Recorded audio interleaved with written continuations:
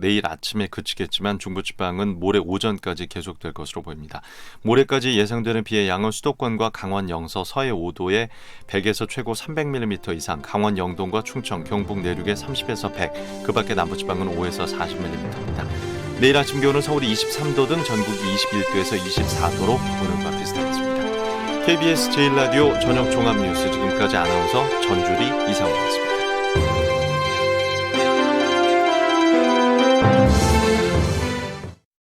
지금 시각 7시 20분입니다. KBS.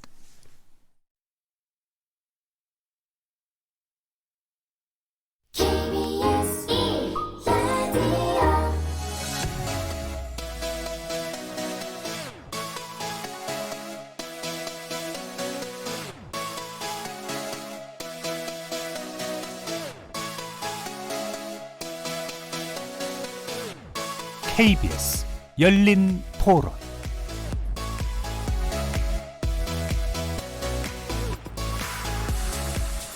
안녕하십니까. KBS 열린 토론 정준희입니다.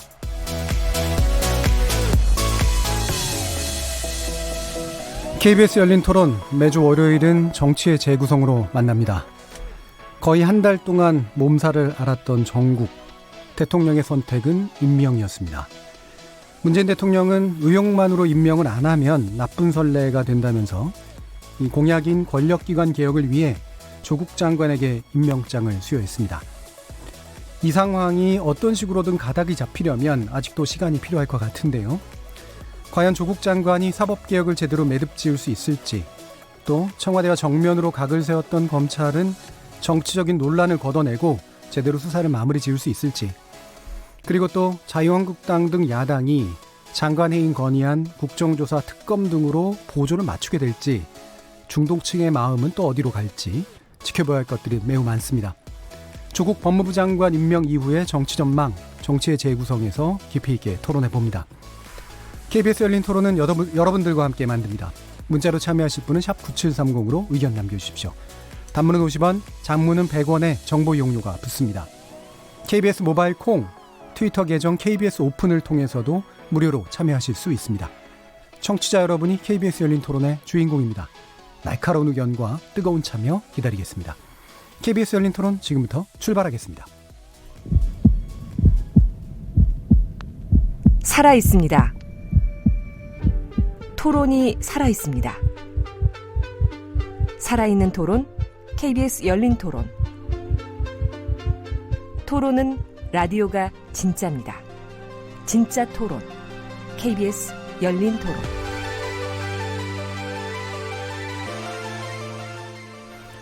협치는 너무 멀고 대립만 남은 여의도 정치, 여기서 새롭게 바꿔봅니다. 정치의 재구성 함께할 네 분의 논객 소개하겠습니다. 최병묵 전 월간조선 편집장 나오셨습니다. 네, 안녕하십니까. 그리고 고재열 시사인 기자 나오셨습니다. 네, 안녕하십니까. 이준석 바른미래당 최고위원 함께하셨습니다. 네, 안녕하십니까. 그리고 김준우 변호사 함께하셨습니다. 네, 안녕하세요. 자, 이렇게 네 분과 함께하는 KBS 열린 토론 월요일 코너 정치의 재구성은 영상으로도 생중계하고 있습니다. KBS 모바일 콩 보이는 라디오를 통해서 보실 수 있고요.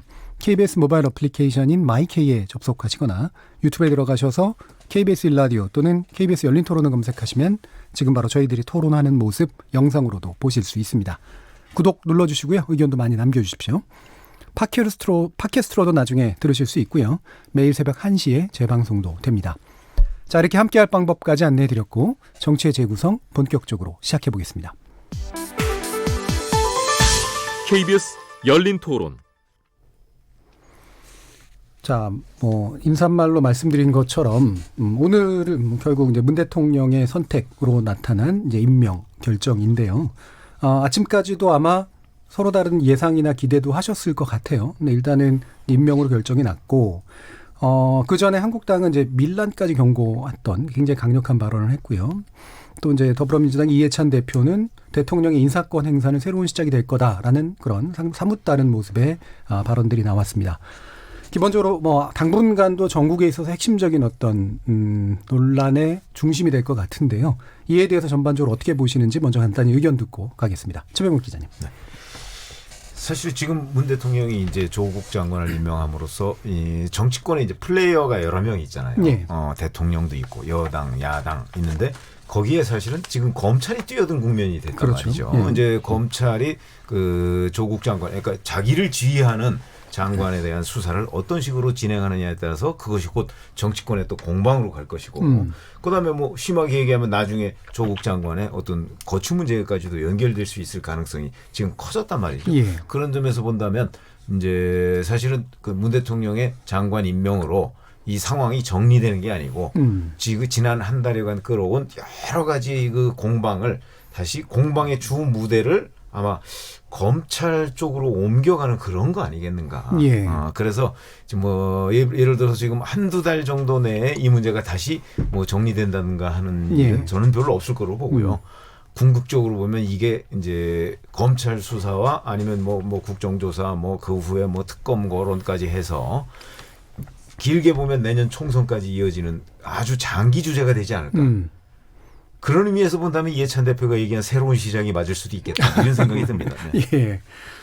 이게 참 제가 더도 말씀드렸지만 뭐 금방 끝날 문제가 절대 아닌 상태가 당연히 된 것 같고요. 어떻게 뭐 뒤에서 좀 더 나누겠습니다만 최병욱 기자님 보시기에 이게 검찰이 스스로 들어간 거라고 보세요? 끌려 들어간 거라고 보세요? 검찰은 저는 끌려 들어간 거라고 보죠. 예. 그게 왜 그러냐면 저는 사실은 청와대와의 교감설에 대해서 지금도 현재까지도 배제하지 않고 있는 상황입니다. 예. 그건 이제 여러 가지 뭐 복잡한 문제들과 분석이 들어가 있는데 왜 그러냐면 이제 그러니까 청와대라고 이제 우리가 얘기하기보다는 이제 문재인 대통령과 예. 얘기하면 문재인 대통령 검찰은 검찰 할 일을 해라. 나는 내 할 일을 할 것이고 예. 내가 만약 법무장관 임명하는 건 내 할 일이고 법무장관이 그 자리에서 사법개혁 한다는 것은 또 법무장관 일이고. 예, 오늘 메시지가 그랬죠. 아마도 그렇게 생각하는 건 아닌가. 그렇다면 그럼 문재인 대통령과 검찰 간에는 어떤 교감이 있는 것인가 하는 부분에 이제 대부분의 그 분석가들은 그 교감이 없다고 보시잖아요. 예. 그런데 저는 있다고 보는 거거든요. 예. 그렇기 때문에 앞으로 이제 문재인 대통령 아마 검찰이 이 수사와 관련해서 어떤 결론을 가져오면 저는 그걸 그대로 인정할 가능성이 높다고 생각해요. 예. 그렇게 어떤 되면 식이든. 이제 그렇게 되면 결국 검찰 수사가 상당한 정도로 독립적으로 이루어질 수 있겠다. 이런 기대는 해봅니다. 예, 알겠습니다. 그건 뭐 나중에 더 말씀 나누고 고재열 기자님. 네, 저도 최병묵 편집장님 의견하고 조금 일치하는 부분이 있는데요. 예. 그러니까 굳이 말로 나누지 않아도 되는 교감이 있다고 봐야 될 것 같습니다. 그러니까 뭐 이 정조와 심한지의 비밀 편지 정도는 아니지만 이게 이제 왜 그러냐면 이제 제가 봤을 때 지금 상태가 저는 일시적이나마 힘의 평형 상태가 됐다고 생각합니다. 그러니까 예. 장관 임명을 하면서 지금 대통령은 그래서 나는 대통령의 일을 하고 장관의 일을 하고 이제 총장은 뭐 검찰총장 일을 하면 된다라고 얘기할 그런 지금 평형 상태를 얘기한 것이라고 보고 지금 이 조국 장관은 검찰 개혁을 할 수 있는 큰 동력을 얻은 상태지 않습니까? 예. 이 본인 수사 과정에서 검찰 수사가 이 정치적인 어떤 개입이라는 그런 이제 공감대가 많이 형성됐기 때문에 그런 것에 대한 이제 검찰 개혁의 동력을 얻었고 이 윤석열 총장 입장에서는 제가 봤을 때 되게 가장 어떻게 보면 이 상황에서 딜레마에 있던 사람인데 예. 지금 상황이 오히려 정돈됐다고 보면 될 것 같습니다. 뭐냐면 이분은 이제 조직에 충성한다고 그랬잖아요. 그런데 그 조직에서 조직이 개혁의 대상이 되고 개혁의 어떤 수술을 받게 되는 거를 감당해야 되는 거는 어떤 조직의 수장으로서 치우게 될 수밖에 없는데 예. 그런데 수사로서 검찰이 할 것을 한 결과로서 지금 그런 그 여론이 형성됐잖아요. 그러면 본인이 그 검찰 개혁 자체를 몸으로 막지는 않아도 되는 상황이 된 거죠. 그러니까 본인 딜레마에서 그 검찰 개혁을 막아야 되는 그러나 그 본인을 임명해준 대통령을 향해서 이렇게 강력하게 맞서야 되는 큰 역할로부터 어느 정도는 오히려 이 여론을 형성시킴으로써 거기서부터는 그건 지금 총장이 지금 그거를 지금 막을 수 있는 상황은 아니야. 라는 이제 그런 상황으로 만들어졌기 때문에 제가 봤을 때는 지금 일시적인 어떤 그 평형 상태가 되었고 그리고 이 앞으로의 키플레이어는 제가 봤을 때는 지금까지 이제 방패만 가지고 싸웠던 조국 후보자 시절에는 그랬는데 조국 장관이 되어서 이제 개혁이라는 창을 창을 갖게 됐지 않습니까? 예. 그래서 이 키 플레이어를 중심으로 이후에 좀 이렇게 형성되지 않을까 이렇게 보고 있습니다. 예. 그러면 뭐 이 부분은 좀 뒤에서 더 질문을 하는 게 좋을 것 같고요. 이준석 최고예요.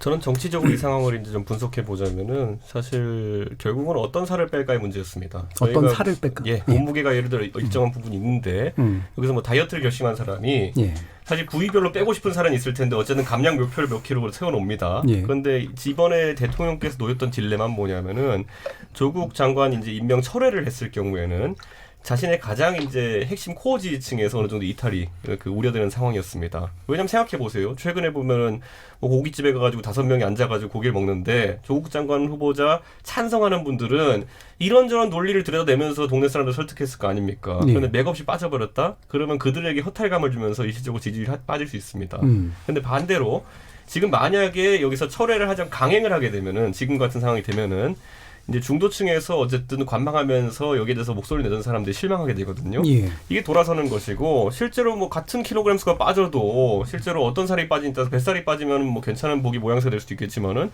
팔뚝살이 빠지면 오히려 ET 모양이 될 수도 있는 것처럼 저는 이거는 굉장히 대통령께서 신중하게 고민을 하셨을 거다. 그런데 이번 시점에 결국에는 코어 지지층을 지키는 선택을 하셨다. 이건 대통령의 결단이고요.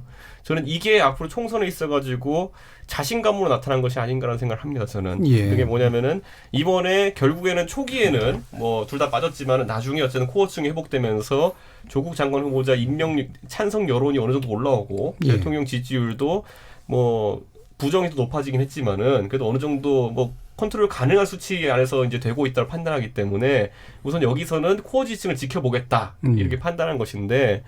저는 이렇게 한번 반문하고 싶어요. 이 전략을 그대로 했던 사람들이 누구냐면은 전 박근혜 대통령이다 봅니다. 예. 갈수록 이제 그 박근혜 정권 중반부를 지나가면서 사실 통진당 해산부터 해가지고 코어 지지층이 좋아할 만한 이슈들을 추적하게 되고 그 뒤에 야당 때리기라든지 뭐 이런 것들을 통해 가지고 선거에 자신감이 있었거든요, 어느 정도. 그렇게 갔는데 나중에 이제 공천 파동 터지면서 몰락 내려앉은 거거든요. 예. 그러니까 이 코어 지지층을 결집해서 선거까지 들어가겠다는 전략이 수치적으로는 미리 계산이 되기 때문에 안전해 보이기는 합니다. 그러나 결정적으로 총선을 앞두고 무슨 일이 터질지 모르는 2016년 총선 같은 경우에는 공천 파동이었고요. 지금은 아까 우리 뭐 최 기자님하고 고 기자님 얘기했지만은 검찰이 변수가 되어버렸습니다. 예. 그리고 이게 장기화되면서 선거가 내년 4월이 될 텐데 그러면 이미 검찰의 수사나 이런 것들도 연말까지 이어질 수밖에 없는 상황이 왔기 때문에 저는 이제 그 변수는 만들어 놓고 가는 거다. 코어를 지키는 어떻게 보면 다소 합리적인 선택을 했지만은 변수는 굉장히 위험한 걸 만들어 놓고 갔다. 예. 이게 저희가 가족오락관 할 때 이렇게 돌리다 보면은 어디서 터질지 몰라 이거를 내 다음 사람한테 터져라 이렇게 하겠지만은 그 시기에 따라 가지고 아주 큰 파급력이 있을 것이다 이렇게 봅니다. 알겠습니다. 자, 그럼 김준우 변호사님. 대통령이 이제 정권을 잡고 나서 주요하게 이제 다루고 있던 의제는 크게 세 가지였습니다. 하나는 남북 관계, 두 번째는 소득주도 성장으로 대표되는 뭐 혁신 성장, 공정 뭐 경제 이렇게 얘기되는 이제 민생 문제. 그리고 세 번째가 이제 권력기관 개혁이었거든요. 예.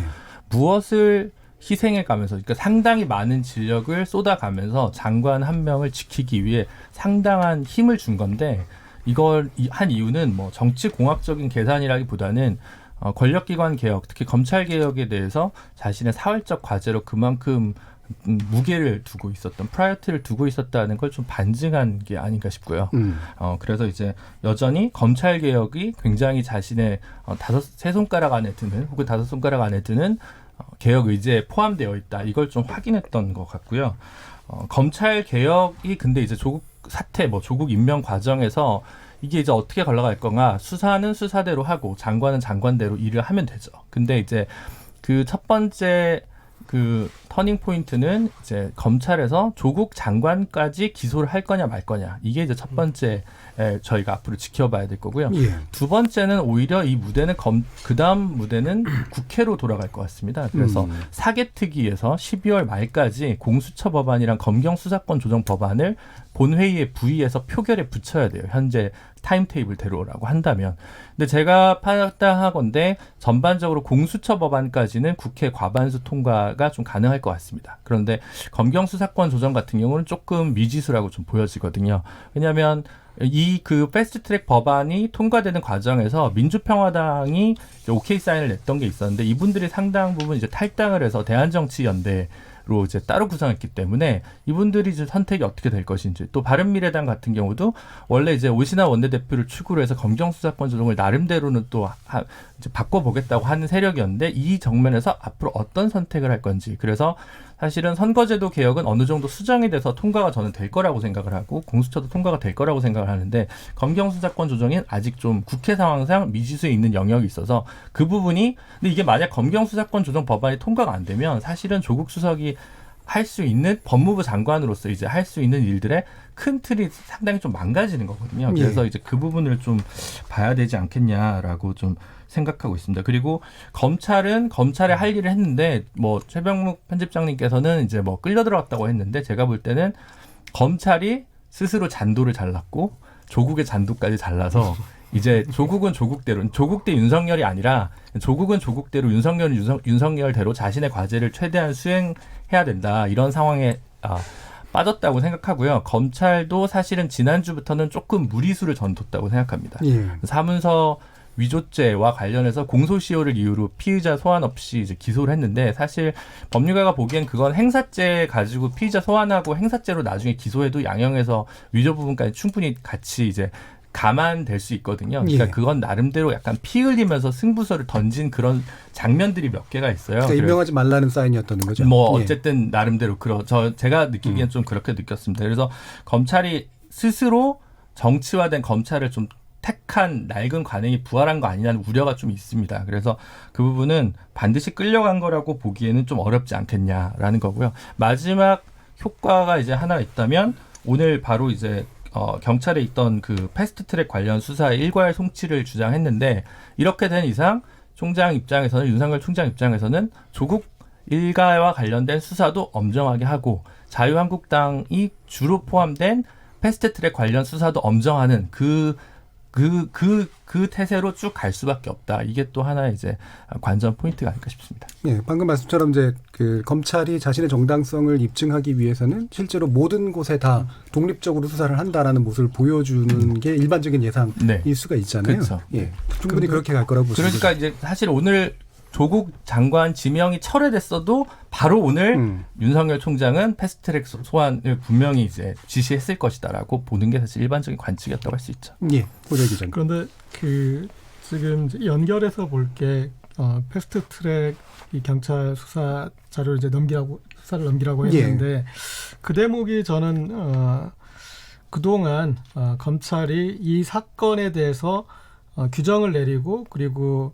거기에 대해서 이제 그림을 그려놨던 거에서 점점점 무리수를 두는 거에 결정타라고 생각을 하거든요. 아, 그래요? 예. 예. 그래서 지금 이제 계속 그런 어떤 청와대 사인을 줄 수 있는 그런 내용들이 하나씩 흘러나왔는데, 그 흘러나오는 것들 제가 이제 좀 유심히 보자 보면 결정적인 다 하자들이 있었어요. 그러니까 뭔가 메이킹 되지 않은, 가장 최근에 이제 어제에서 오늘 사이에 나온 뭐 이제 투자사에서 그 관계된 그 회사에 조국 장관의 부인이 거기서 뭐 일정 정도 보수를 받아갔던 자문료를 받았다. 예, 그것도 거기에 이제 직접 투자한 곳은 또 아니었고, 그런 이제 좀 무리수들이 보이고, 그다음에 그 전에 어떤 이 동양대 총장 표창도 거기에서 결국 이제 검찰이 들고 있는 거는 이 사본이었는데, 그걸 이제 사문서 위조를 얘기하기엔 좀 그런 부분들이 이제 드러나듯이 계속 하나하나 검찰들에서 나오는데, 일반 국민들이 기사를 통해서 얼핏 보기에는 엄청난 게 하나 나온 것 같다. 그런데 이걸 다시 한번 다 털어보면 이게 제대로 붙은 게 아니었구나 하는 것들이 나왔는데, 그래서 지금 경찰이 수사를 아직 마무리하지 않은 패스트트랙에 대해서 넘겨달라고 한 거는, 이제 조국 가족 수사만으로 우리의 수사의 정당성을 증명하는 거는 힘들어졌다. 거기에 대해서 포기 선언인 거죠. 그래서 그러면 우리 이제 패스트트랙을 이렇게 제대로 하는 걸로써 형평성을 맞추면서 우리는 수사를 하는 원래부터 이렇게 하는 걸로 그 조직이라는 걸 보여주겠다라는 간 거기 때문에, 제가 봤을 때는 오늘이 가장 이제 결정적 장면이고, 그 검찰이 그동안 여러 가지 이렇게 진행한 것에 비해서 충분한 조국 가족 수사에 대해서는 성과를 내지 못했다라고 저는 이제 좀 판단하고 있습니다. 이와 같은 방향에서 최기자. 저는 뭐 생각이 전혀 다른데 예를 들어서 이제 조국 그 법무장관 후보 가족에 대한 수사는 사실은 시작한 지 얼마 되지도 않았어요. 이 수사가 제법 오래 갈 가능성이 높아요. 왜냐하면 워낙 다방면에 여러 가지 의혹들이 도사리고 있기 때문에 그런 부분. 그리고 이제 지금 해외 사실상 도피해 있는 두 사람 아직도 안 들어왔잖아요. 그런 점에서 본다면 이 웅동학원 문제, 사모펀드 문제, 그다음에 뭐 의학논문 문제, 뭐 이런 게 이제 큰 줄기인데 그와 관련한 수사가 그렇게 한 며칠 사이 금방 끝날 것 같지는 않다 하는 점에서 본다면 이 조국 장관 그 주변에 대한 수사는 여전히 계속 저는 강도 높게 될 것으로 봐요. 왜 그러냐면 오늘 이제 뭐 영장 청구가 됐지만 코링크 대표하고 뭐 이렇게 두 사람에 대해서 됐지 않습니까? 근데 이제 밖에 나가 있는 사람 불러서 다시 조사하고 그다음에 그 주변 왜냐하면 그 코링크가 투자한 회사들이 있거든요. 그 관계자들도 다 불러서 조사하고 하다 보면 이게 상당히 수사 규모도 커지고 이미 뭐 그 규모를 좀 보강을 하지 않았습니까? 배당 인력도 많죠 지금. 그렇기 때문에 저는 상당히 지금부터도 또 강도 높게 여전히 진행이 될 것이다 하는 점. 그러니까 이제 제 입장에서는 이게 포기가 아니다라고 보는 것이고 그 지점은 약간 다를 수 있을 것 같아요. 그렇죠. 저는 계속 강도 있게 수사할 거라고 생각하고 있습니다. 그리고 이제 또 하나는 바로 패스트트랙을 넘겨받은 부분인데 그 이제 아마 내일 넘겨받으면 이 지금까지 이제 민주당과 정의당 사람들 33명은 다 조사에 응했잖아요. 일단 응했죠. 근데 한국당 59명만 응하지 않았단 말이죠. 근데 이 부분은 이제 저는 약간 정치적으로 판단하고 싶은 게 사실은 지금까지 민주당 또는 조국 장관에 대한 수사를 굉장히 강도 높게 진행하니까 윤석열 총장 보고 이제 많은 사람들이 그러는 거 너 누구 편이야? 이렇게 얘기하는 거 아니겠어요? 그러니까 이제 난 그 편이 아니라는 걸 보여주기 위한 제스처 중에 하나라고 저는 봐요. 물론 보여주는 것도 있고 실질적으로 가져다가 한국당을 강도 높게 조사를 또 하는 거죠. 그러니까 한국당으로서는 아마 내일 이후에 초긴장 상태에 돌입해야 될 거예요. 근데 이제 검찰은 결국 그러니까 검찰 입장에서 본다면 여권 청와대하고도 싸워야 되고 한국당하고도 싸워야 되는 사태를 맞이할 수가 있어요. 그래서 이게 이제 과연 윤석열 검찰이 감당할 수 있는 부분이냐 저는 조금 걱정은 되긴 하는데 적어도 윤석열 검찰은 그런 길을 선택하고 있다. 이렇게 저는 분석을 하고 있습니다. 그러니까 약간의 차이가 있지만 사실 그런데 이제 패스트트랙 수사에 대해 가지고 정작 내가 이제 좀 말이 웃길 수도 있겠지만 곧 수사 대상이 될 이제 한국당 의원들 몇 명이랑 제가 이 이야기를 나눠보면은 이분들은 생각보다 검찰이나 경찰이라는 수사기관 단계에서 뭔가 부담을 갖고 있지는 않아요. 그러니까 뭐냐면 우리가 법의 안정성이라는 것도 있고 사실 일반적으로 많이 행해지는 범죄 표현 좀 이해하시면 그런 것들 같은 경우에는 범죄를 적당히 사실관계를 확인하면 양형도 예상이 되잖아요. 그런 것과 다르게 지금 이 국회 선진화법이라는 것은 아직까지 적용이 되어본 적 없는 법리입니다. 그렇기 때문에 여기서는 검찰이 아니면 경찰이 뭐 CCTV도 확인하고 최소한의 사실관계를 만들어가지고 기소는 거의 다 하겠죠. 근데 거기에 대해 가지고 이것을 어떻게 어떤 양형으로 처벌할지는 법원의 소관인 겁니다. 그리고 그 양형 기준에 따라서 앞으로 질서가 잡히는 것일 텐데 저는 그 부분에 있어가지고 의외로 검찰이나 경찰이 아까 말했던 걸 더 세게 하고 덜 하고 할 수 있는 여지가 크진 않다. 결국은 법원이 판단하는 그렇죠. 것이 저는 크다. 그래서 그 부분 같은 경우에는 오히려 시간 조절의 의미가 있다. 그러니까 경찰이 들고 있으면서 시간을 얼마나 이제 소위 말하는 기소까지 시간을 조절할 것이냐, 검찰이 들고 있으면서 얼마나 시간을 조절할 것이냐 이런 것들이 문제가 되는 것이고 사실 법리적으로는 검찰이 선제적으로 솔직히 검찰이 우르르 올려보냈다가 다 무죄 날 것 같으면 올리지 않겠죠. 근데 그걸 지금 판단할 수가 없는 상태라는 거죠. 이 법리에 대해 가지고는 예를 들어 우리 지난번에 한번 논했지만은. 민경욱 의원은 감금을 한 것 같기도 한데 안에 들어가가지고 마술 세트 펼쳐놓고 마술을 했는데 이게 감금이냐 이거 법리적으로 굉장히 골치 아플 것 같거든요. 제 보기에는. 그러니까 저는 그런 것들이 의원들 입장에서는 법원으로 오히려 더 지금 두려워하고 있는 상황이고 일정 조절을 많이 보고 있는 것 같습니다. 아니, 제가 보기에는 그런 의미는 아니었고 그러니까 이게 어떻게 되냐면 지금 경찰 단계에서는 한국당 의원들이 소환에 다 불응했잖아요. 근데 지금 검찰 단계로 넘어가면 윤석열 검찰은 소환에 불응하는 한국당 의원들을 가만히 두지 않을 거라고. 그러니까 예를 들어서 소환에 계속 불응해? 그럼 뭐 체포영장을 발부받든가. 막연히 무시할 수 없죠. 그러니까 강제 수사에 돌입할 가능성이 높다는 의미죠. 뭐 나중에 저 법정에 넘어가서 그게 뭐 처벌을 얼마를 받느냐 뭐 이런 건 그건 나중 문제고 당장 저 경찰은 뭐 불러도 안 가도 되는데 지금 검찰이 불러서 안 가면 거기에 강제 수사로 들어올 가능성이 있기 때문에 경찰 단계와 검찰 단계는 다를 것이다. 지금 그 얘기를 하고 있는 겁니다. 예, 그죠. 네, 제가 아까 이제 조금 전달하는 과정에서 약간 뭐 오해 여지가 있었을 것 같아서 그러니까 예. 제가 말씀드렸던 게 뭐 이제 패스트트랙 수사를 본격적으로 가면서 이쪽 이제 조국 장관 가족에 대한 수사들은 뭐 소홀해지거나 뭐 이제 아니면 흐지부지 되거나 그런 차원의 얘기는 아니고요. 예, 아까 근데 포기한다는 의미가 약간 헷갈리긴 했어요. 예.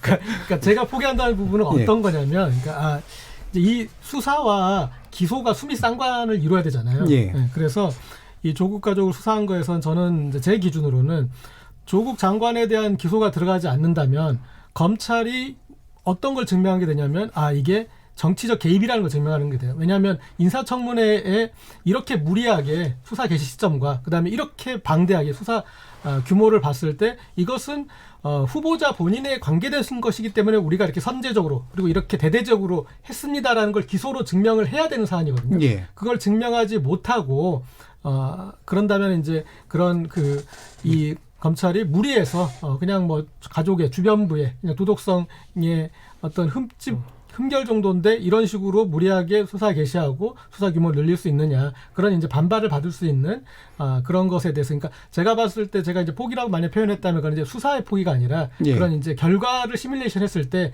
기소에 이거는 장관 본인까지 기소하기에는 우리가 한계가 있다라는 거를 그런 시뮬레이션이 되지 않았을까 싶습니다. 제가 뭐 말씀 듣기로는 이게 좀 약간 급하게 진행된 면이 있는데 청문회라고 하는 어떤 시점이 있었고 임명 시점이 있었기 때문에 근데 지금부터는 속도 조절해가면서 뭔가 좀 더 검찰적인 판단을 하지 않을까라는 그런 의미로 좀 읽히거든요. 뭐 맞습니까?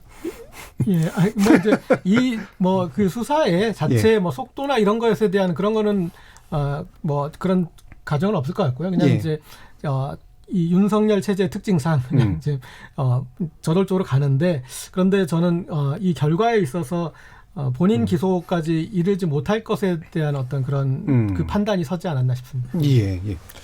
김준호 변호사님. 좀 다른 것 같네요. 저는 네. 오늘 여러 가지 의견들이 네. 압수수색 조국 일가와 관련된 압수수색이 시작된 시점에서 저는 패스트트랙 소환이 바로 이어질 거라고 좀 보는 쪽이었거든요. 예. 그래야만 검찰의 이 수사는 살아있는 권력에 대한 수사라고 하더라도 사실은 검찰 개혁을 반대하기 위한 수사 아니냐라는 혐의로부터 벗어나려면 예. 패스트트랙 수사를 할 수밖에 없다고 봤거든요. 그래서 그건 예정된 시나리오였고 그 출발점은 조국 수석 임명이냐 지명 처리가 결정되는 그날일 거라고 저는 계속 보고 있어가지고 좀 다르고 정치의 이제 모든 문제를 고소고발로 푼 그 이제 정치의 사법화 때문에 모든 시나리오가 이제 검찰로 들어가고 검찰이 또 여기에 적극적으로 조응한 사법의 정치화. 이 두 개가 만나면서 우리 정치와 사법제도가 제대로 지금 순기능을 하고 제대로 가고 있는가라는 의문을 계속 좀 던져봐야 된다는 생각이 들고요. 그 부분이 조금 전 법률가지만 사실 이 모든 문제가 꼭 법원과 검찰의 손에 맡겨질 사안들은 아닌데 우리 정치가 너무 좀 악무한적으로 진영 간의 대립, 네가 죽어야 내가 집권한다 이런 식으로 이제 하다 보니까 낳은 참사가 아닌가 싶어서 그 부분은 이게 계속 이렇게 반복될 건가 이런 좀 고민이 들고 아까 이준석 최고위원께서 얘기하신 그 양형 문제는 사실 저희가 생각하기에는 몇 분은 그렇지만 최소한 이 전반적으로 봤을 때 이제 가장 책임이 무거운 분은 이제 두 법률가 황교안 대표와 나경원 원내대표. 유죄가 안 나기가 어렵거든요. 양형이 문제지. 그러니까 다른 의원들은 모르겠는데 두 분이 제일 지금 긴장되는 거예요. 예. 그러니까 심지어 지금 홍준표 전 대표는 유튜브 인터넷 같은 데서 어차피 피의자 소환 없이 정경심 씨를 기소했는데 피의자 없이 야당을 기소한다고 무슨 말을 할 수 있겠냐 이제 지금 차라리 지도부가 지금 책임을 다 져라 이런 식으로 이제 얘기를 하시잖아요. 그래서 그 말이 가지는 뼈가 있거든요. 그래서 결국은 황교안 대표가 경쟁자라 그런가요? 그렇긴 하지만 네. 어쨌든 그분 입장에서 행복해로 아닙니까? 정치권이 스스로 문제를 너무 사법기관에게 힘을 가져다 줬다. 우리 검찰이 힘이 세긴 하지만 그 검찰의 힘을 가져다 준 게 주요 정당, 양당이 좀 가져다 준 거 아니야. 이 부분은 좀 새겨서 여의도가 좀 성찰해 볼 필요가 있지 않을까. 그럼 김준우 변호사님 보시기에 이게 일단 기소가 완성되는 그 정도만으로도 상당한 충격이 있다고 보세요? 아니면은 이준석 최고 말씀하신 것처럼 자유한국당에 관련된 문제에서 법원이 어떤 판결을 내리는 그 시점에 가서야 뭔가 판단이 될 것 같으세요? 그건 되게 알 수 없을 것 같아요. 왜냐하면 이제 예를 들어 중앙당에서는 혁신 공천으로 잘라내고 싶었는데 당을 위해 헌신하다 기소된 나를 그거예요, 잘라 그러니까. 이렇게 얘기하기 때문에 그분들이 다 공천을 받는 수가 생기거든요. 예. 그래서 일단 공천만 받으면 어떻게든 양형으로 풀어가지고 문제를 해결하겠다는 셈법을 하실 의원님들도 많으시기 때문에 그건 모르겠는데 다만 이제 장기적으로 봤을 때는 황교안, 나경원 두 분의 정치 생명과 관련된 문제가 상당히 좀 쟁점이지 다른 의원님들은 사실은 조금 서브 아니야. 근데 이분들이 전부 다 피선거권을 박탈당하지 않는 정도의 양형으로만 모두 나온다면 이 공직성 그 국회법에 나와 있는 이른바 국회 선진화법이라고 되어 있는 처벌 규정이 무력화되는 거기 때문에 그런 결과를 법원에서 용인하지는 않지 않겠는가라는 생각은 좀 듭니다. 그래서 아까 제가 말했던 게 김준일 변호사 말한 것처럼 이준석 최고. 이게 사실상 그날 그 결전의 날 그 밤에 많은 사람들이 그 고민했을 거 아닙니까? 나가면은 처벌될 가능성이 있는데 이게 난 득이 될 것이냐 실패할 것이냐.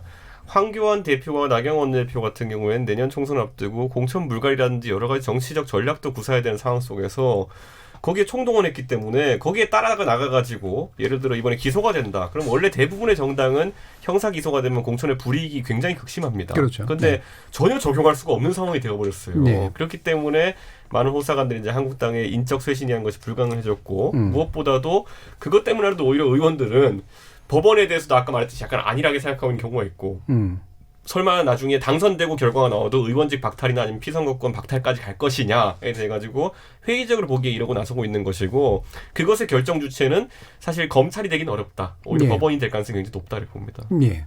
자, 그러면 요 한 가지 질문을 또 드려볼게요.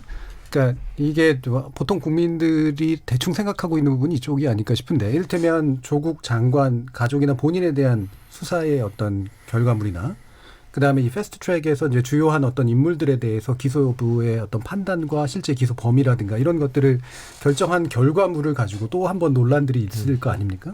저 대충 무죄방면식이나 또 대충 허술하게 했다라고 하면 그거를 잘 안 믿고 또 세게 하면 세게 한 거 가지고도 또 한 번 붙고 그럴 텐데 이런 식의 어떤 시나리오 중에서 검찰은 진짜로 그런 걸 고려하지 않고 진행할 수 있을까라는 그런 아까 최병욱 기자님의 부담도 사실 그런 것하고 또 연결되는 것 같은데요.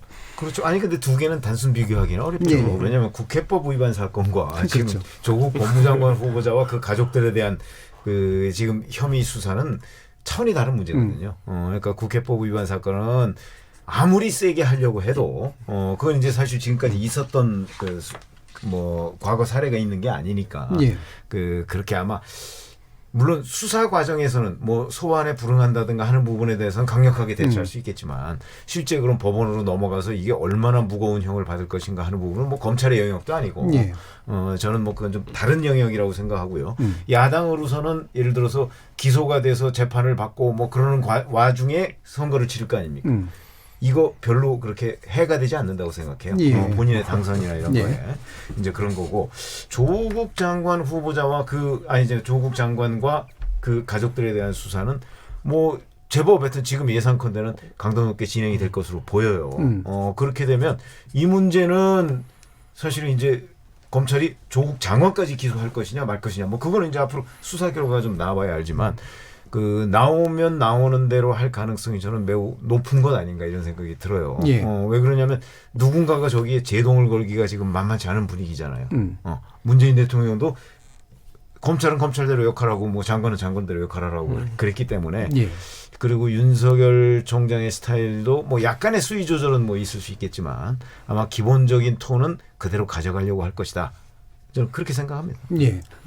저는 예, 이제 이 수사의 건너편에서 좀 생각을 해볼게요. 그러니까 조국 장관의 입장에서 제가 아까 더 이상 이제 방패만 가지고 싸운 사람이 아니라 창을 가지고 싸우는 입장이 됐잖아요. 예. 근데 이 조국 대란의 흐름에서 뭐 제가 비교하자면 이 탄핵 정국에서 국회 탄핵 투표하던 12월 초 그때만큼 대한민국이 요동쳤던 것 같아요. 그러니까 최근 몇 년 동안 이제 가장 우리 정치가 요동치는 국면으로 치자면 뭐 12월 한 3일에서 2016년 12월 3일에서 한 9일 그 대목을 짚을 수 있을 텐데 예. 그때만큼 이제 이 요동쳤었는데 유심히 볼게 그러니까 어떻게 보면 검찰의 시나리오의 메인 시나리오 80%의 확률로는 이렇게 언론과 그다음에 야당이 이렇게 몰아치면서 여론이 급속히 나빠지는 이 조국 후보자에 대해서 이제 검찰 수사가 거기에 더 씌워지면 이거는 절대 임명하지 못할 것이다. 그리고 계속 이 유출되는 이제 어떤 수사 내용이나 이런 것들을 피의사실. 봐서 피의사실 그런 이제 공표가 이루어지면서 그렇게 갔는데도 안 됐는데 그 과정에서 유심히 보자면은 저는 저 대목을 지적하고 싶어요. 아까 김준우 변호사님이 정치의 사법화와 사법의 정치화를 얘기했는데 원래 대한민국에서는 정치의 언론화와 언론의 정치화거든요. 그러니까 예. 그 가장 그 영향을 미쳤던 게 언론이었는데 그래서 계속 조국 후보자에 대해서 이제 반대 여론이 높다가 두 번의 어떤 지지선이 형성되는데 둘 다 조국 이 후보자 본인이 나섰을 때예요. 그러니까 본인이 기자간담회를 했을 때 청문회하고. 그때 예. 이 좀 간망세 있던 거에서 약간 결집이 나타났고 또 청문회 뒤에도 비슷하게 이렇게 나타나지 않았습니까? 그래서 예. 이제 그런 그 본인이 플레이어로서의 역할을 할 수 있는 어떤 그런 사람이라는 것들이 증명이 됐고 그 다음에 지금 이제 여론조사를 해보면은 이 차기 대권에서 지금 한 4위권으로 나오더라고요. 예. 일단 뭐 직접 이제 이 검찰개혁 고삐를 당기면 한 3위권까지도 거의 근접할 수 있다고 보는데 이제 그런 식으로 어떤 이런 되면은 제가 봤을 때 이 검찰이 본인 장관 본인에 대한 기소는 저는 인재에 거의 물 건너갔다고 생각을 하고 예. 네, 그래서 뭐 그 가족 기소를 하더라도 그것도 겨우 그냥 체면치레 정도밖에 못 되는 수준이 되지 않을까 뭐 예. 그렇게 좀 보이고요. 그래서 이제는 이 플레이어로서의 이제 조국 장관 그리고 거기에 대한 어떤 국민들의 성원 또 이어지는 어떤 결집 이런 걸로 또 한 축에 이 힘이 에너지가 여론이 형성되지 않을까 싶습니다. 저는 근데 고 기자님이 말씀하신 걸 들으면서 예. 굉장히 딱 1년 전에 데자뷰가 굉장히 떠올라요. 저 똑같은 시나리오. 처음에 공격을 받으니까 처음에 좀 수세에 몰리다가 언론에 의해서 수세에 몰렸다고 하다가 본인이 나서니까 지지율이 다시 오른다고 하고 결집하는 모양새를 보이다가 또 어느 직위에 올라가서 일정 정도 성과를 내면 또다시 또 반전이 일어날 것이고 그런데 나중에 또 사법부의 또 판단에 의해 가지고 훅 내려앉은 인물이 누구냐면 김경수 지사거든요.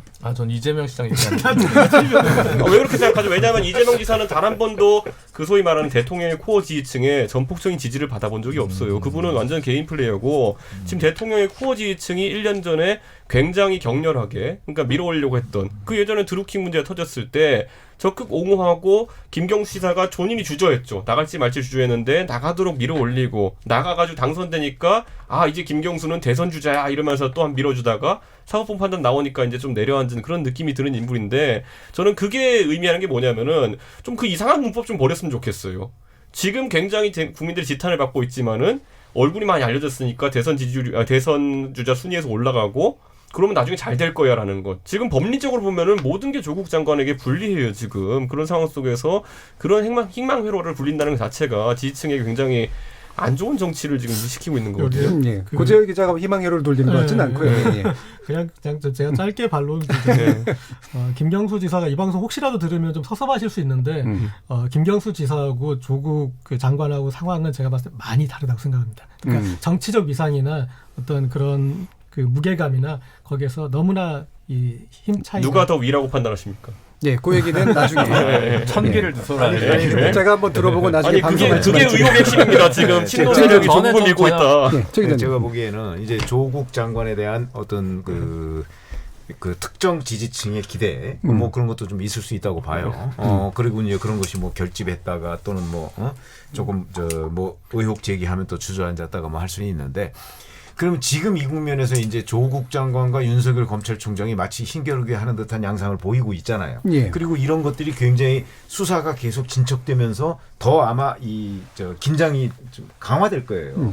그렇게 되면 우리 국민들은 자 누구를 더 지지할까요? 사법개혁한다는 조국 장관을 지지할까요? 아니면 조국 장관과 그 주변에 대한 수사 그리고 거기에서 나오는 여러 가지 팩트들 이거를 가지고 그 수사를 벌이고 있는 윤석열 총장을 지지할까요? 저는 이 싸움에서 조국 장관은 윤석열 총장한테 대항할 수 없다고 생각해요. 사실의 어떤 측면에서 드러나는 사실들. 예. 뭐 압수수색한 물건이나 뭐 휴대전화 뭐 이런 데서 뭐 증거들이 다 나오고 한다면, 뭐 이제 한다면이라는 그렇죠. 거지만 예. 나오고 한다면 그걸 조국 법무장관은 나는 아니다 뭐 이렇게 얘기하는 정도 이외에 뭘 할 수가 있겠어요. 원래 이 검찰 관련한 사건들은 과거에도 보면 항상 이 팩트로서 뭐가 딱 드러나잖아요. 드러나면 그 다음에 그 상대가 어떤 사람이라도 거기에 대항하기가 쉽지가 않아요. 예. 그런 점에서 본다면 지금 국민들의 성원은 저는 윤석열 검찰총장한테 가 있다고 생각하고 앞으로의 시간도 윤석열 검찰총장이 이용할 수 있는 시간이 훨씬 더 많지 조국 장관이 거기에 뭐 사법개혁이라는 이런 추상적인 개념을 가지고 대항하기에는 저는 아예 처음부터 이 게임이 안 된다 이렇게 생각합니다. 예, 알겠습니다. 뭐 김준일 변호사 할 그러니까 저는 아까도 얘기했지만 조국 대 윤석열의 구도가 아니고 조국 장관은 조국 장관의 일을 얼마나 잘하느냐, 윤석열 총장은 윤석열 총장의 일을 얼마나 잘하느냐의 판가름이 나는 거거든요. 예. 조국 장관이 부담을 받을 수는 있겠죠. 본인이 기소되든 옆에서 다른 친인척이 기소되든. 그거는 지금 이재명 지사도 받고 있는 압박이고 그 와중에서 직무 수행을 해요. 그러니까 우리는 이제 그런 일이 잘 없어서 그런데 오히려 지금 당장 입법하기 전에 이렇게까지 대통령이 힘을 주어서 밀어준 장관이 어떤 개혁적 행정을 하고 무엇을 준비하고 실천하느냐. 이게 조국의 과제인 거지. 조국 장관의 과제가 지금 자기 친인척과 본인에 관한 혐의를 방어하는 게 지금 자신의 임무가 아니거든요. 그래서 예. 그 일을 잘하면 되는 거고 의혹이 있다면 윤석열 총장은 윤석열 총장의 일을 잘하면 되는 겁니다. 근데 국민은 조국의 안티테제로 윤석열을 지지하는 게 아니라 조국도 지지하고 윤석열도 지지할 수도 있는 거예요. 그래서 이제 그런 너무 과도하게 모든 문제를 의인화해가지고 대결 구도로 장면으로 삼는 건 별로 좋지 않다고 생각하고요. 제가 뭐 마지막으로 좀 아까 얘기했던 그 바른미래당이 검경 수사권 조정에 대해서 어떤 판단을 12월까지 할 것인가 이 부분에 대해서 오히려 이준석 최고위원께서 좀 힌트를 주시면 앞으로 전국을 이해하는 데 큰 도움이 되지 않을까 싶습니다. 예, 그 얘기는 전반부 토론 일단 끝내고 뒤에서 좀 더 생각해 보시고 듣도록 하겠습니다. 전국을 태풍으로 몰고 갔던 이 상황이 어쨌든 임명장을 받아둠으로써 한순환을 끝내긴 했습니다만 실제로 이것만으로 끝난 상태는 분명히 아닌 것 같습니다. 본인 관련 수사에 대한 일절 보고 받지 않겠다, 사법개혁 완수하겠다라고 하는 것이 이 국민들에게 있어서 어떤 의미로 실제로 구현될지, 어떤 의미로 받아들여질지 지켜보지 않을 수 없겠습니다. 지금 여러분들께서는 KBS 열린 토론과 함께하고 계십니다.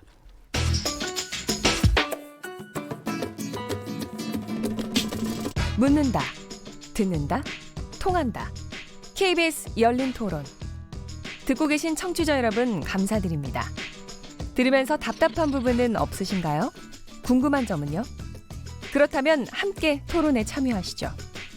유료 문자 샵 9730을 이용하시면 됩니다. 단문은 50원, 장문은 100원의 정보 이용료가 있습니다. 스마트폰 어플리케이션 KBS 모바일 콩을 통해서도 무료로 참여하실 수 있습니다. KBS 열린 토론은 언제나 열려 있습니다. 듣고 계신 KBS 열린 토론은 매일 밤 1시에 재방송됩니다. 자, 그러면 전반기 토론 진행되는 동안 청취자들께서 보내주신 의견 몇 개 들어보겠습니다. 정의진 문자캐스터. 네, 안녕하십니까. 문자캐스터 정의진입니다. 조국 법무부 장관 임명과 검찰 수사, 패스트트랙 수사에 대한 청취자 여러분이 보내주신 문자 소개해드리겠습니다. 먼저 2350님, 조국 화이팅! 성공을 기원합니다. 콩 아이디 K7348로 시작하는 분, 다음 총선 기대하시라. 민주 대패. 중간층 마음이 떠난 게 중요합니다. 콩으로 자중하자님, 신임 법무부 장관의 활약이 중도층을 흡수할 겁니다. 6663님, 이번 청문회를 보면서 검찰과 자유한국당이 짬짬이가 되었다는 느낌을 버릴 수가 없습니다. 대한민국 최고의 파워는 검찰입니다. 검찰은 국민과 정의의 편이 되어야 합니다. 5243님, 얼마나 제대로 된 검찰 개혁을 해낼지 지켜보겠습니다. 못 해낸다면 또 하나의 적폐 정권으로 심판받을 겁니다. 유튜브로 김PH님, 문재인 대통령은 국민의 명령을 받들었을 뿐입니다. 대한민국의 모든 조직들은 국민의 명령에 따라야 합니다. 특히 국회의원들과 사법부의 판검사님들, 이 명령에 반하는 행동을 하면 국민들의 칼에 의해서 심판받을 것입니다. 유튜브로 강동은님, 사모펀드는 철저히 수사해주세요. 콩으로 정재두님, 정치검찰이 있다면 검찰의 책임도 있겠지만 더 큰 책임은 권력과 정치인들에게 있습니다. 콩 아이디 7393으로 시작하는 분, 편가르기 하지 말고 그냥 판단하면 안 되나요? 정치인들이야 자기 편 옹호한다고 해도 적어도 국민들은 제대로 판단해야 합니다. 7337님, 감금이란 타인의 신체의 자유를 물리적, 강제적으로 억압하는 것을 말합니다. 국민은 법을 지키고 법은 국회의원을 지킨다는 말이 생각나게 만듭니다. 법은 만인 앞에 평등합니다. 7977님, 바른미래당 뭐하나요? 똑소리 나게 말도 하고 야당을 이끌어봐요. 답답합니다. 라고 보내주셨네요.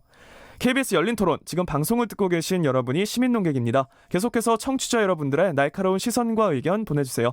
지금까지 문자캐스터 정의진이었습니다. 뭐든지 이야기해. 날 이해시키려고 해봐. 서로의 대화가 하나 되길 기대해. KBS 열린토론. 정치의 재구성, 최병묵 전 월간조선 편집장, 고재열 시사인 기자, 김준우 변호사, 이준석 바른미래당 최고위원 이렇게 네 분과 함께하고 있습니다. 이 시간은 영상으로도 생중계하고 있는데요. KBS 모바일 콩 보이는 라디오를 통해서 보실 수 있고 KBS 모바일 어플리케이션인 마이케이 접속하시거나 유튜브에 들어가셔서 KBS 일라디오 또는 KBS 열린토론을 검색하시면 지금 바로 저희들이 토론하는 모습 영상으로 보실 수 있습니다. 자, 앞에 거 이제 잠깐 이어서 바른미래당에 관련된 또 문자도 들어오고 그랬으니까 네. 그 얘기를 좀 들을 텐데요. 제가 김준우 변호사께 이제 간단히 여쭐게 공수처는 갈 것이나 검경수사권 조정은 걸릴 것이다라고 보시는 이유는 뭐예요? 대한정치연대 혹은 민평당 탈당파 중에는 검찰 출신 국회의원들이 좀 계세요. 예. 이분들이 워낙 입장이 좀 유보적이셨습니다. 김모 의원, 이모 의원 이런 분들이 조금 있어서 그리고 이제 당론이라는 게 명확하지 않아서 대한정치연대에 그런 부분 때문에 아직 지금 미지수가 좀 생겼다는 거죠. 근데 선거제도 개혁을 어느 정도 바라고 있는 게 그쪽의 흐름이고 이번 정개특위에서 통과되는데도 그렇기 때문에 의결권을 행사를 한 것이고요. 그렇기 때문에 최소한 공수처까지는 또 이제 예를 들어 뭐 국민의당 시절 이용주 의원 같은 경우에 박범계 의원과 함께 공동으로 공수처 법안을 공동 발의를 했었습니다. 네. 그렇기 때문에 검사 출신이라 하더라도 그런 분들도 공수처까지는 수인 한도 안에 있다라고 보는 건데 검경수사권 조정이 조금 미지수라는 거죠. 예. 어떻게 보세요, 이준석 최고위원? 제가 거기에서 당의 입장을 말씀드릴 수가 없는 게요. 저희 당의 지금 내부 사정이 지금 그 손학규 대표님과의 갈등으로 인해 가지고 그 딱히 주식회사 형태가 아니라 협동조합 형태이기 때문에 그 특히 권은희 조원님께서 어떻게 생각하시는지는 알고 있지만은 그게 그 저희 협동조합을 대표하는 의견은 아닙니다. 그럼 의원 개개인들의 판단이 결국 작동하게 되는 건가요? 그렇게 될 가능성이 높습니다. 제가 봤을 때. 그럴 경우에 어떻게 될 건지에 대해서는 얘기는 아직 안 하시고. 그리고 사실 오신환 원내대표가 그 패스트트랙 과정에서 사보임에 대해 가지고는 본인이 굉장히 그 좀 피해를 입은 입장이기 때문에 나중에 어쨌든 당론이라든지 아니 당 지도부의 입장을 개별 위원들에게 투영시키고 또 아니면 그 전체 투표에서 의원들에게 투영시키려면은 그런 어떤 사보임이라든지 어떤 강력한 절차들이 필요한데 그것을 행사할 가능성이 전무하기 때문에 그 조합원 개개인의 그 양심에 따를 것으로 보입니다. 근데 당장 그 사개특위 위원장이 한국당이기 때문에 사실은 조국 그 법무장관 문제로 이렇게 한국당과 여권이 지금 충돌하고 있는 상황인데 아마 오신환 원내대표는 이 사개특위를 열 것인가 말 것인가부터 지금 그 판단을 해야 될 거예요. 정정하셔야 돼요. 사개특위는 해소됐고요. 지금 법사위로 넘어갔고요. 예. 법사위는 90일 후면 바로 본회의로 넘어갑니다. 그러니까 이제 아무 의미가 없는 90일을 거죠. 채울 것이냐. 90일은 무조건 채우죠. 그거는 상수로 보는 거죠. 그렇죠. 그게 상수로 본다면 그러면 90일 동안 90, 11일로 끝나는 거죠. 그거는. 그래서 12월에 이제 문제가 되는 12월에 이제 그게 결국 본회의에 회부되면서 문제가 될 거다. 이제 이렇게 보시는 거죠. 90일이 보내고요. 그래서 그렇게 됩니다. 그러면 현재 야당이 어쨌든 굉장히 강경한 언사를 쓰고 있지만 지금 나온 내용들 특히나 자유한국당의 의총 이후에 보면은 현충원 참배였거든요. 그 어떻게 봐야 될까요? 논란을 일으키기에는 그렇게 적합한 장소는 아닌 것 같아요. 우금치 같은데. 아니 근데 지금 굳이 말씀드리면요, 그 대통령께서도 고심이 많으셨겠지만은 현실적으로 지금 추석 연휴를 앞두고 있다는 것이 어쨌든 장외투쟁이나 아니면 결집된 행동을 하기에 좀 불리한 시기라는 거를 상황상 알고 계셨을 것이다 저는 이렇게 판단하고요. 저는 그 측면에서 야권의 이번에 지도력이 이제 한번 테스트를 받는 겁니다. 과연 추석 정국을 지나고 그 뒤에 또 뭐가 또 터질 수도 있는데 그것과 관계없이 조국 정국을 이어갈 수 있겠느냐. 물론 그것에 제가 봤을 때는 이 번개탄 같은 게 좀 필요하겠죠. 그것은 아마 제가 봤을 때 사모펀드 의혹 등과 관련해가지고 검찰의 수사에서 아주 명징한 어떤 것이 드러나고 기소가 되는 시점에 아마 이게 타오르지 않을까라는 생각하게 되고 공교롭게도 이제 9월 1일로 들어서게 되면서 대학가가 이제 개학을 했습니다. 그렇기 때문에 특히 이번 사안에 있어서는 뭐 법적인 부분보다도 조국 후보자 딸의 입시에 대한 어쨌든 공정성 시비가 가장 주된 그 요소였기 때문에 그쪽에서 번개탄이 이제 타오를지 그건 좀 봐야 될 것 같습니다. 지금 제가 봤을 때 그 수준 충분히 모았거든요. 근데 이 번개탄 없으면 말짱황입니다. 그러니까 지금 이 여론에 향배하고 그다음에 결국 검찰에 의존할 수밖에 없는 측면이 있는데 검찰은 번개탄입니다. 여론은 지금 제 생각에 충분히 화력을 모아놨습니다. 여론도 여론이지만 저는 이제 그 사실은 지난 한 달여간 언론에서 굉장히 많은 취재를 했잖아요. 예. 그 취재라는 게 어느 날 갑자기 뛰어들어서 할 수 있는 건 아니거든요. 예. 그런 차원이라면 지금 언론에도 이 축적돼 있는 자료도 저는 꽤 있다고 봐요. 그런데 검찰 수사는 수사대로 진행이 되고 언론은 이걸 갑자기 멈추지를 못해요. 언론도 이 관성이라는 게 있기 때문에. 그러면 아마 자기네들이 취재해서 축적해 놓은 걸 가지고서 또 이리저리 가공을 해서 쓸 가능성이 꽤 있어요. 그럼 이건 언론을 통해서도 앞으로 상당 부분 굴러가고 그다음에 검찰 수사를 통해서는 또 그거보다 훨씬 더 길게 굴러가고 그럴 것이기 때문에 아마도 굉장히 오랫동안 조국 법무장관 의혹과 관련해서는 여전히 현안으로 정치권에 남을 것이다. 그런 것들이 이제 이제 정기국회까지 영향을 미칠 것이고, 그다음에 아까 현충원 부분 가지고서 이제 좀 말씀을 하셨는데 저는 좀 달리 보는 게 사실은 이제 내일하고 모레 지나면 바로 추석 연휴잖아요. 그렇게 되기 때문에 아마 내일이나 모레쯤에 해서 또 자유한국당이 무슨 이벤트를 할 거예요. 그것이 이제 결국 조국 법무장관 문제를 추석 민심밥상에 올리는 거 아니겠어요? 이제 거기서부터 바로 황교안 대표와 나경원 원내대표의 능력이 드러나는 정치력이 거죠. 나타나겠죠. 그렇죠. 거기서 예를 들어서 별거 없이 그냥 검찰 수사하는 거나 쳐다보고 있어가지고서 그게 야당의 역할을 할 수 있다고 판단이 안 될 테니까 아마 내일이나 모레쯤에 또 어떤 이벤트를 좀 벌일 가능성이 있다. 그렇게 생각합니다. 서울역 삭발식 이런 거. 이게 천막투쟁 이런 얘기도 좀 나오던데 그거는 그렇게까지 가능성이 있을 것 같지는 않은데. 제가 봤을 때는 고재열 기자님. 텐션이 가장 높은 시점은 임명 시점이거든요. 그렇다면 여기에 어떤 야당의 리액션도 가장 커야 되는데 제가 이제 아까 좀 우스갯소리로 왜 민란을 기대하시면서 우금치가 아니라 현충원으로 갔느냐. 우금치는 어딜까요, 그럼?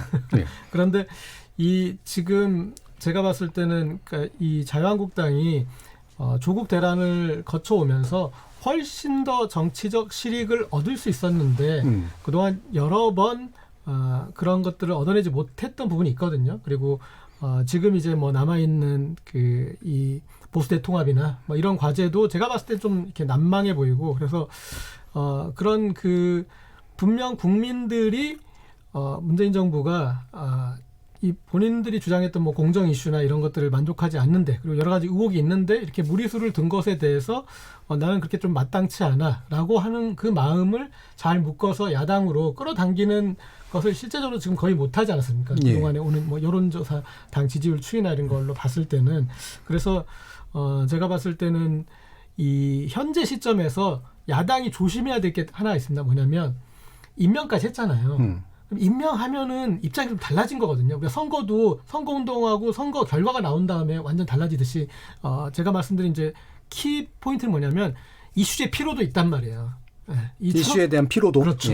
그리고 이제 임명이라는 게 일단락된 행위가 있었고 그리고 자 그렇게 많이 검찰이 그렇게 대대적으로 이렇게 수사를 하고 인사청문회에서도 그것도 기다리지 않고 수사를 했는데 그리고 언론이 그렇게 했는데 대통령이 이 낙마시켜야 되겠다라고 납득할 만한 그리고 국민들한테 아주 정말 절대적으로 이것 때문에 안 된다라고 하는 게 지금까지 못 나오지 않았느냐. 이제 그런 어떤 이 부분도 있고 그래서 그 뒤에서 이 이슈에 대해서 이제 그 얘기는 좀 그만하고 다음으로 가자라는 어떤 그 이슈의 흐름에서 이슈의 필요라는 것도 그 이슈가 가진 영향력을 행사하는데 엄청나게 영향을 미치거든요. 근데 제가 봤을 때는 추석을 넘어가면 그 텐션을 유지하기가 상당히 힘들어질 것이고 이슈 피로와 싸워야 될 것이다. 그게 근데 전 만만치 않은 게임일 것이다. 그런데 대책이 현충원이냐? 그렇다면은 진짜 힘들어질 것이다. 이렇게 저는 화력이 충분하다고 얘기했던 게 지금 정부에서 그러니까 아까 말했듯이 이슈가 충분한 역치를 넘기지 않았다는 취지로 이제 고 기자님 말씀하셨는데 이슈는 이미 역치를 넘길 정도로 충분했습니다. 굳이 말하자면 낙마를 결심해야 될 역치라는 것을 보자면요. 박근혜 정부에서 이제 장관보다 좀 더 센 자리죠. 총리 낙마하신 분들 따져보면요. 안대희 대법관 총리 낙마하실 때 무슨 이유였는지 기억하시는 분들은 지금 비교해보면 황당할 겁니다. 그 당시에 그분은 서대문에 다 쓰러져가는 아파트 살고 삶에 있어서는 흠잡을 것이 없었는데 대법관 퇴임하신 이후에 고액 수임료를 받으셨다는 이유로 이제 낙마하신 거거든요. 그게 국민정서 맞지 않다는 이유로 지금 정부 상변하는 것처럼 그 안에 무슨 불법이 있었습니까? 그러니까 저는 그런 것처럼 이미 역치가 달랐던 거예요. 그때는 어느 정도 민심의 상대를 보면서 이거는 우리 지지율에 타격도 있을 것 같고 정권에 약간 좀 타격이 갈 것 같으니까 빼자라고 결심했던 게 그 정권이었다면은 지금 정부는 그것보다 약간 역치가 높아요.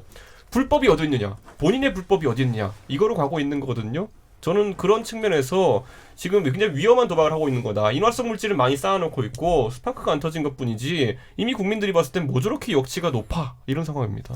그 역치로 말씀하셨으니까 예. 역치는 넘었죠.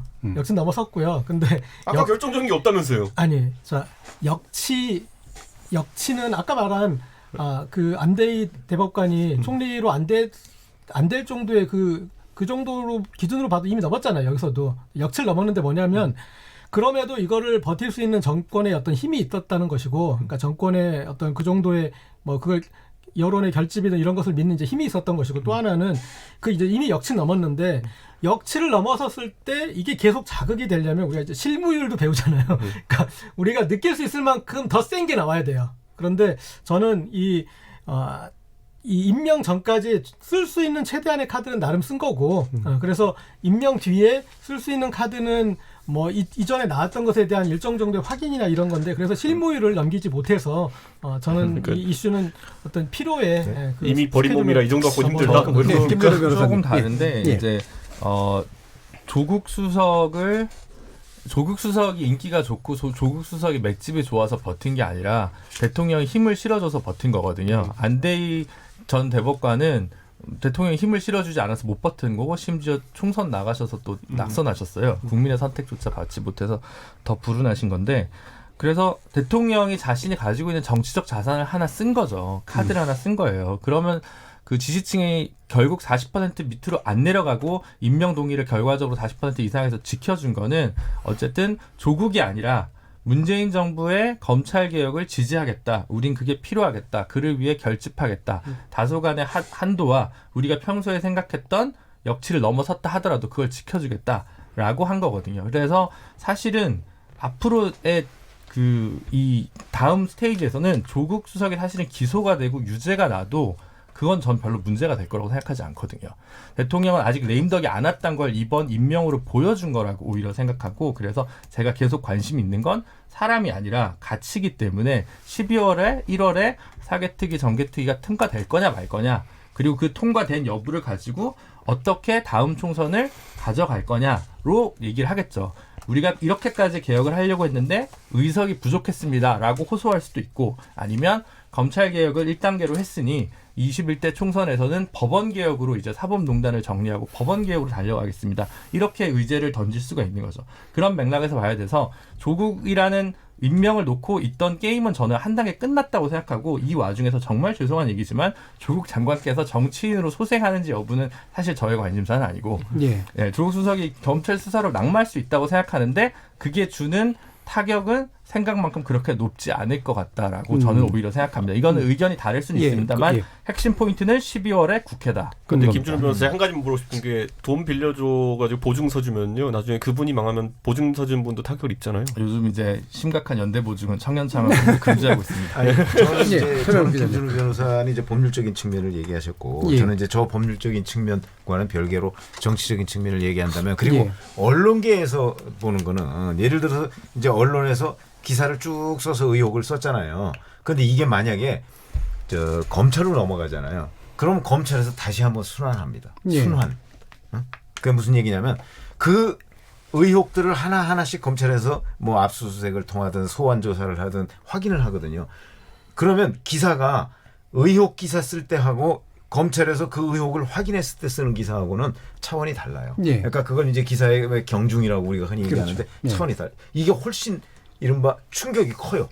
이 문제는 곧바로 사법 처리로 연결될 수가 있기 때문에, 그런 점에서 본다면 지금 뭐 일반 국민들은 약간 뭐 피로도가 있다고 얘기를 할지 모르겠으나, 지금 검찰 수사는 이제 시작이에요. 그렇기 때문에 앞으로 조국 그 법무장관과 그 주변 가족에 대한 여러 가지 의혹과 관련한 검찰 수사의 결과, 이게 지금부터 이제 하나씩 두 개씩 드러날 거거든요.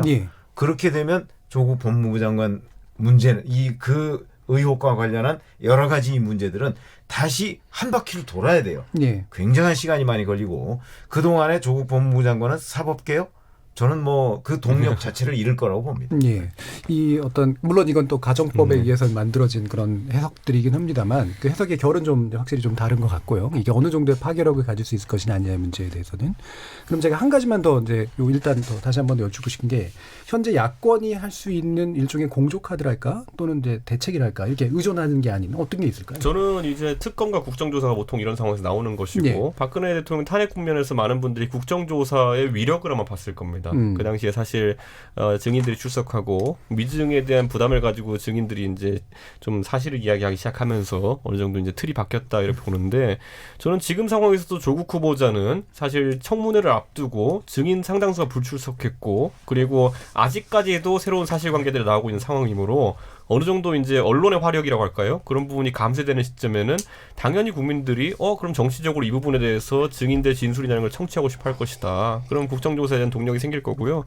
저는 그것에 대해 가지고 유일하게 동력에 이제 반대되는 효과로 나타나는 것이 국정감사 등의 정기국회 일정입니다. 예. 그러니까 많은 야당 의원들이 그래도 국정감사 때는 내가 뭐 이거 뱀도 들고 나가야 되고 뉴트리아도 들고 나가야 되고 이런 사적인 욕심이 있을 수가 있어요. 가가지고 뭐 우리 지역구 얘기도 해야 되고 이런 얘기를 할 수 있는데 총선 전이니까 또. 그런데 제가 봤을 때 야권 의원들은 지금 시점에서 이게 팀전이라는 인식을 조금씩 해야 된다는 생각을 합니다. 왜냐하면은 그 당시에 탄핵 국면에서 그때도 사실 정기국회 직후 국면이었는데 많은 이제 그 당시 야권 의원들이 이걸 팀전이라는 인식 하에서 박근혜 정부의 비리를 캐는 것이 훨씬 우선하다. 내가 국정감사에서 뭐 뱀 들고 이렇게 해가지고 주목받는 것보다 그런 생각을 했기 때문에 그때 상당한 부분의 진실규명이 가능했던 것이고 지금 시점도 좀 비슷하다 봅니다. 정기국회가 다가오고 있지만은 결국에는 이 조국 후보자가 보여준 특권이나 아니면 이런 특혜에 대한 부분을 정확히 캐내는 것 그리고 그 과정에서 잘하는 국회의원들이 나중에 국민들의 선택을 받을 것이다. 저는 그래서 우선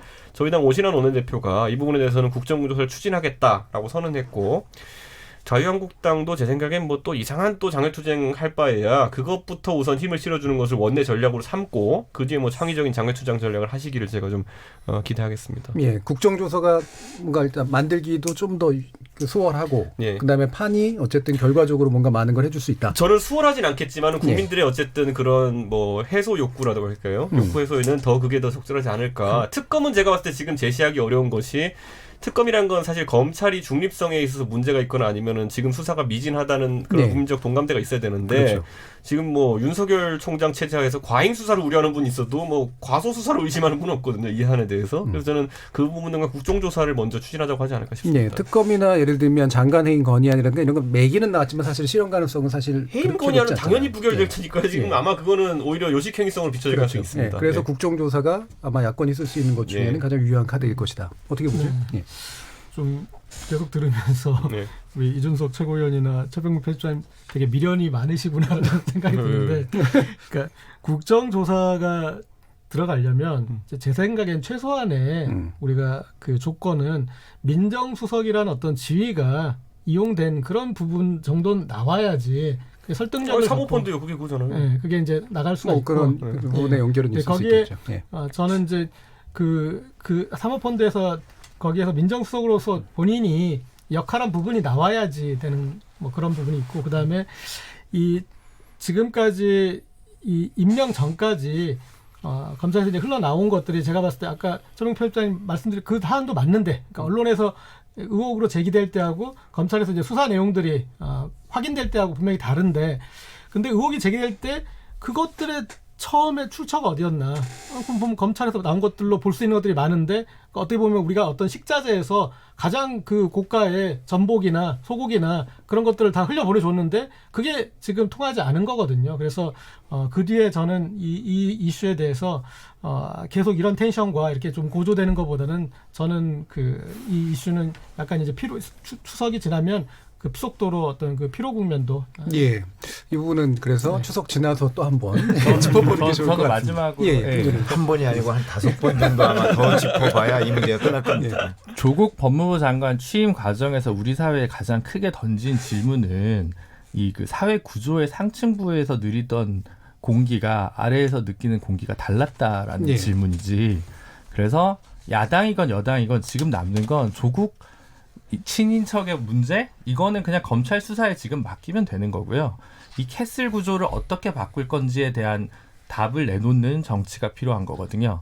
그러면 그게 경북대 총학생회에서 얘기했던 모든 공직자들의 뭐 자식들의 논문을 다 조사해라라고 하는 얘기든 아니면 19세 전태일이라고 하는 사람들이 얘기하는 우리는 아예 그와 무관한 세계여서 무슨 얘기인지도 모르겠고 다른 얘기다라고 했던 청년 전태일이나 청년 김용균이 나오는 그 문제에 짚는 새로운 정치를 요구를 하는 거지 현재 아직까지 계속해서 조국 대 반조국의 전선으로만 계속 의제 선택을 해서는 야당은 크게 답이 안 나올 거예요. 특히나 그 지난번에도 말씀드렸지만 지금 또 나경원 원내대표 자제분의 논문 의혹 문제 그리고 이제 뭐 한교안 계속 그런 분들이 있기 때문에 그거는 자충수고 그래서 지금까지도 지지율이 오지 않는 거거든요. 결국 조국 사태가 남긴 그리고 대통령 담화에서도 오늘 마지막에 교육 구조 얘기하셨는데 입시 채용에서의 비리 부패를 넘어서 이 전체 구조를 어떻게 바꿀 건가에 대한 근본적인 고민 없이는 도돌이표를 찍을 거라고 생각합니다. 야당의 입장에서도 뭔가 의제 전환의 일부는 필요하다. 여당도 이제 반드시 필요하고요. 예, 알겠습니다.